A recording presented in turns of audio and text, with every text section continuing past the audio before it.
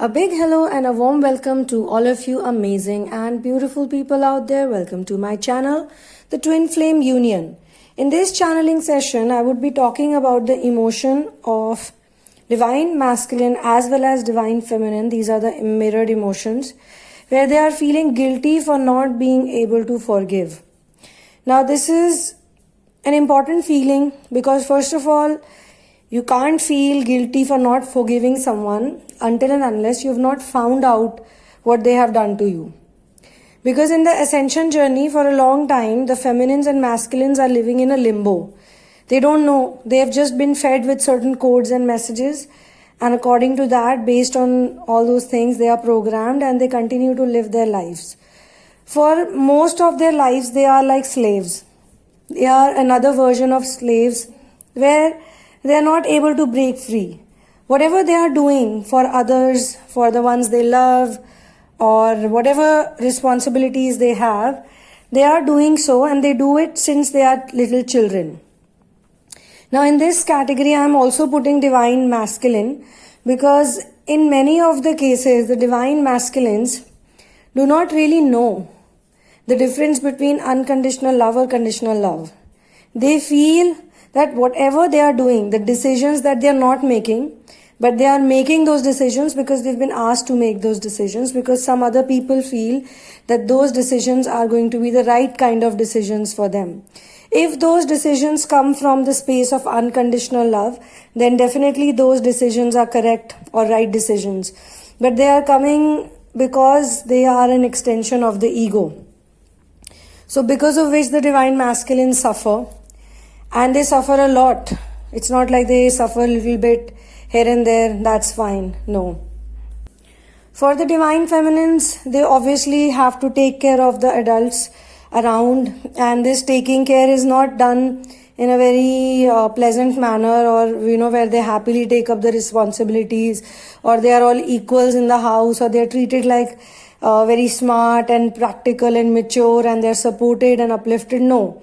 This is not coming from that space. This is coming from a space where the adults have either put on a lot of pressure on them to be a certain way or they have acted extremely helpless because they understand, they realize that these children are very empathetic or sympathetic in nature.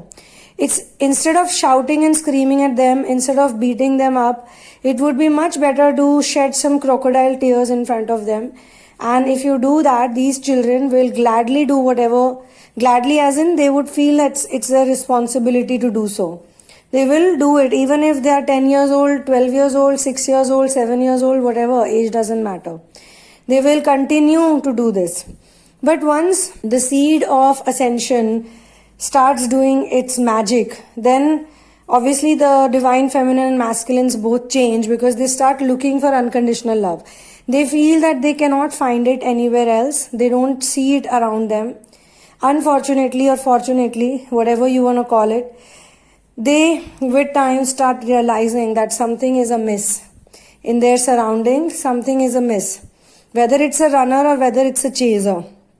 Now, I'm not talking about hardcore narcissistic people. To be honest, if a narcissistic person is in their, if they've crossed 50 or 60, it's very difficult for them to change. Only a very big jolt can change them.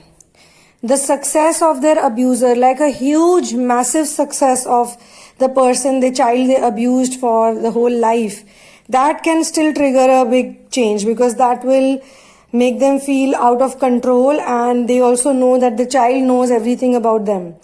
The child obviously knows everything. Either the child has confronted, and when I say child, I mean now the child is a grown-up adult. Either that adult has confronted the narcissistic parent, whichever it is, mother, father, or both, or whatever, whosoever they are, the caretakers. It could be caretakers also. So, step-parents also. Sometimes step-parents do so much harm to the children. So they confront them or they tell them on their faces that why did you do this to me? Or when they reach that point where they cannot take it anymore, that's the time they blast like a volcanic eruption and they say that you have done all these things to me throughout my life. or it's because somebody, some other person, thanks to the inner work they are doing, some other person walks up to them and they tell them about the real intentions, and they are fearless people, or they know the family for really long, or they are in the friend circle, or somehow they know the secrets of the abusive parents. Maybe they also don't know it exactly. Maybe they also walk up to the twin flame person, feminine or masculine, just out of concern. Like, hey, why are you doing this? Why are you troubling your parents? Or why are you not listening to them? Why don't you do this? Why don't you do that? And when this person, masculine or feminine once again, tells them the real reason, that the real reason for me doing this is this, they go like, okay, we did not even know this was the real reason. We thought something else was real reason. Something else was told to us. So this is where the conversation takes place. This is one situation. There can be many such situations. Maybe they just find out through some elder, some really old elder who had been quietly watching everything all their lives. Or, they found some old letter, they found some documents while cleaning up the house. They found some old pictures. Some or the other big secret, big massive secret was kept away from them. Or they just find out that the narcissistic parent had been scapegoating them for many years. Like, how do they scapegoat? They basically use the image of the child or the adult, whosoever the abused person is, as a bad image, as a negative image, and they get sympathy votes from other people. Like, they act like a victim using this child, like this child doesn't do anything, or throughout my life this child has been taking money from me, or taking goods from me, taking this from me, that from me, still they misbehave with me. And the reality is that the child has been giving money to the parent throughout their life. Whatever they earned, whatever they did, it was for that parent. Or another example is that maybe the parents got separated, and whosoever the child was, the caretaker parent, that parent made a very negative image of the other parent. Like a very false image, very bad image, fake image, not the real image. Okay? And the whole life the child hated that particular parent, never wanted to connect with them, never wanted to see them. And suddenly they find out that they have been sending letters to them every year. And there are a bunch of old letters, hidden somewhere. Or maybe now they are dead. They have moved on, but they find some pictures or some images or some letters or something. And this sort of hurts them a lot. And these are just situations and examples that I'm giving to you.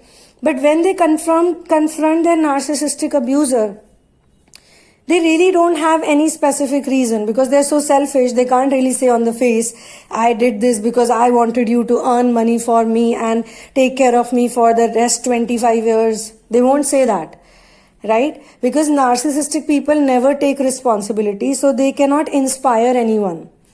They cannot inspire anyone.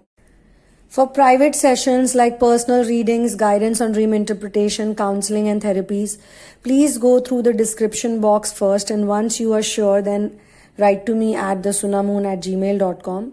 When it comes to twin flame intuitive readings, I prefer not knowing anything about you, about your journey, about your twin flame journey before the reading, so that we can get the best and most accurate answers. You only get the best answers when you don't know anything. So we will discuss your journey during the reading. Now, in case of therapies, you have to share with me the different facets of your life so that we can heal the wounded inner child, which then leads to a 5D union. You can also get my book In the Name of Love, which has 5 channeled twin flame stories based on the journey of finding your ultimate soulmate.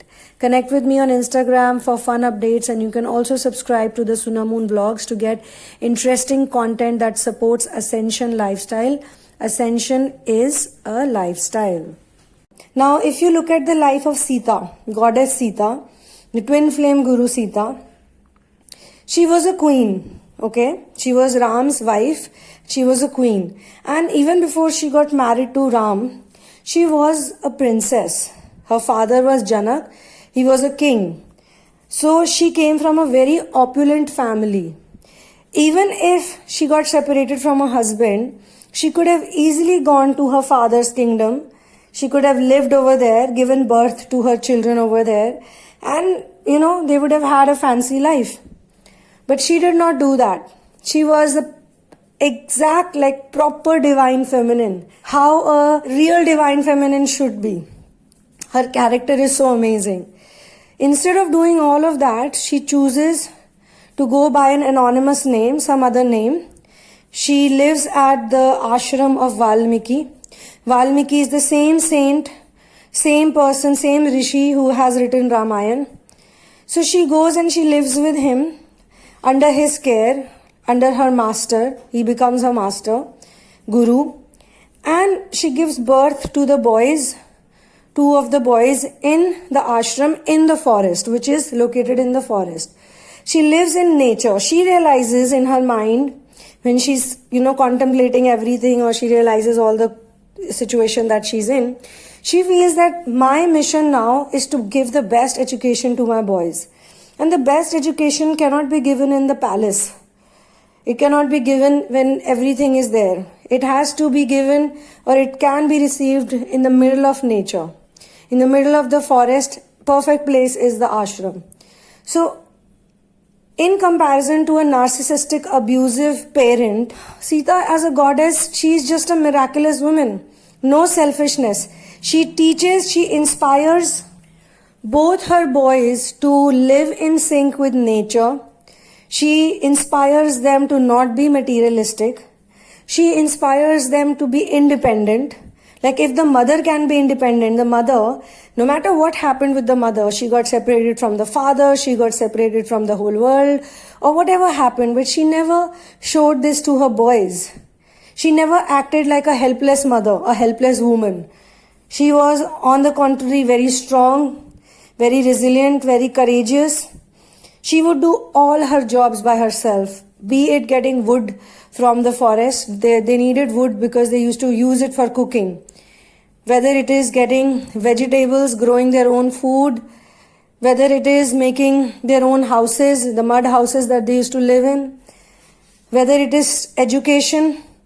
Both the boys received education in the same ashram by the same Guru Valmiki. Their chakras were opened up by the grace of Guru when they were children. They got all the powers, they meditated. So she taught them everything in such a young age. All the work the boys could do on their own, with or without mother. So the mother acted as a father, as a mother both, and very strong woman. She was, if she felt helpless, she felt sad, she would go to the master. She would cry in front of the master, but she would not let the boys know.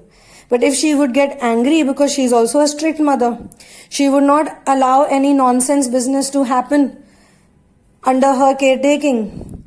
So the boys not only respected the mother, but they followed the discipline also. They were such good students because of how the mother had raised them. In today's world, it's very difficult to find good students.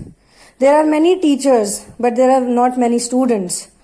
Or if they are students, they already have so much, knowledge in the background. They are not willing to surrender to a teacher. There is a very interesting story. Once there was a teacher, he used to teach music. And two boys come to him to learn music. Okay.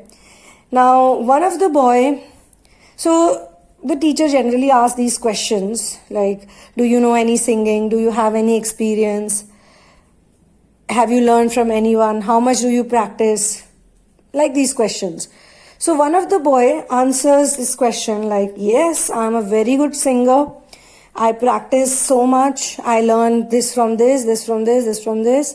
And I'm the best in the town.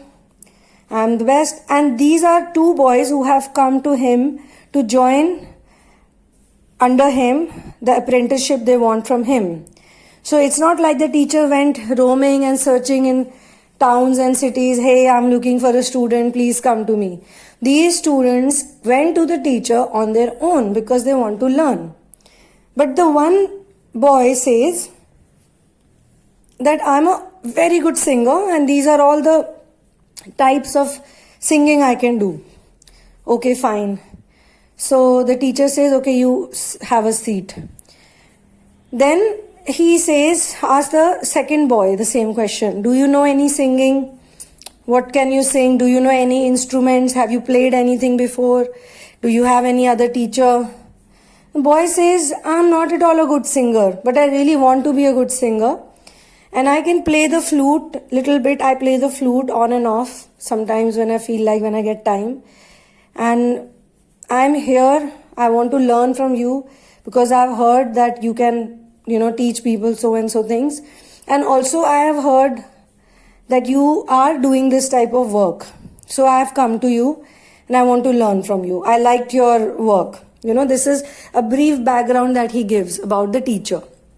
That this is the reason I want to learn from you, because something within me, a soul calling or something, made me come to you and learn from you. Teacher says, okay, sit down, both of you.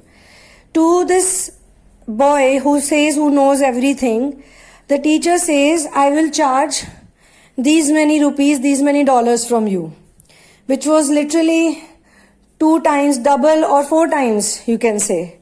And to the other boy, he says that I will only charge you 50% of the fees. And I will make sure that you learn this within this much time. So the other boy, who is a good singer, suddenly revolts. He says, why? Why are you doing this? He doesn't even know singing. He can only play the flute. He has no idea what he's going to sing or what he's going to do. And you're taking half fees from him. And me, coming from such a good background, such a well-to-do background, or whatever his background is in terms of music, that in terms of music, I have such a good background, I have so much knowledge, I've done so much practice, and you're going to charge so much from me. Why? So the teacher says, that's because you already know so much. In order to teach you something, I need to first remove all of this that you know. I need to make you a clean slate. The other one is already a clean slate. He has already surrendered and he wants to learn. He is a better student for me because I have to teach other students also. My time is precious. If I keep spending so much time on only you, for that I will charge extra fees. Because you're not a clean slate, I have to do so much work on you. So this is an example of how students should be in this path of ascension also. When you want to learn something, you have to act like you're a clean slate in that particular subject, in that particular area. The divine feminines and the divine masculines are literally becoming cleaner slates. You know why? Because they had so much in the background. And with the knowledge that comes from the inner work, they are able to remove it. But right now, in this channeling, they are facing a problem because they have a lot of guilt. And this guilt is coming because they can't forgive those people. They feel so many years of my life, 20 years, 25 years, 30 years, 35 years, 40 years, 45 years, 50 years. Look at me. I am roaming on planet Earth without any understanding of unconditional love. I have no joy. I am tired. And I have been fooled for such a long time. I was scapegoated. I was used as a scapegoat for another person's image building, image polishing. I was the black sheep of the family. I was the one who had this bad reputation. When I was literally working hard day and night for other people's happiness, for other people's comfort. Just when I started changing, and I started changing for the better, I wanted to become a better, more purer, more real human being. And this is what they do to me when I want to become a better person. And for a long time, this person, this divine feminine and divine masculine, especially feminine in this regard, because the masculine's shift happens after the feminine's shift. And that's why I say this is a mirrored channeling. So whatever is happening to the feminine will definitely happen to the masculine in due course of time, or in divine timing, as per divine timing. So it is the feminine first, being the monad in the relationship, in this dynamic. She is the one who first realizes that how many things she has been lied to or lied for. Why would they do this? Why would they lie so much? Why would they, there is a word for it, maneuver the feminine in the wrong direction. She could have done so many things in life, but she was always told that for those things or for that thing, she is not good enough. In some cases, they also learn from the families. Because say in certain families, the man is not respected at all. Or he has certain addictions, or he develops certain addictions, or he goes through a rough patch in life. And this is the time the woman of the family, the head of the family, starts abusing him, accusing him, manipulating, using his image, using him also as a scapegoat to come across as a better person for sympathy. Like, yeah, my man is so useless, my man is so busy, or my man is like this, or my man is like that, my life is so sad and miserable. And talking about this to the children constantly. And I have told this in therapies also to people that whatever problem you have with your husband or with your wife, please don't discuss it with the children, because the children already have an image of a father and a mother, and maybe that image is a positive image. Even if two people don't get along, the husband and wife don't get along, maybe they get along with the children really well. Maybe the mother is really close to the child, or the father is really close to the child. But because this constant sitting and complaining to the child, your mother did this to me, your father did this to me. There are people who have even dragged their children to the courts to give testimonies of how bad the father is or how bad the mother is. This ruins them. This is not going to ruin only their childhood, but it is going to ruin their whole life. And this is exactly what happens to the feminines and the masculines, because they really don't have the concept of the right divine masculine and the right divine feminine. They cannot differentiate. Sometimes they've met good men who loved them, like I'm talking about the feminines here, men who loved them, who took care of them, who could have been wonderful partners, the best partners, most supportive partners. But they lied to them, or they ignored them, or they did not talk to them, or they did not understand them. They did not see that this person could be a good person. This guy could be a good guy for me. He could be a suitable partner for me. They instead chose someone which was a bad guy, which was not a good guy at all. Maybe the boyfriend they chose, the toxic masculine they chose, this, the other guy could see it, that she's choosing such a horrible person in place of me. Why is she doing this?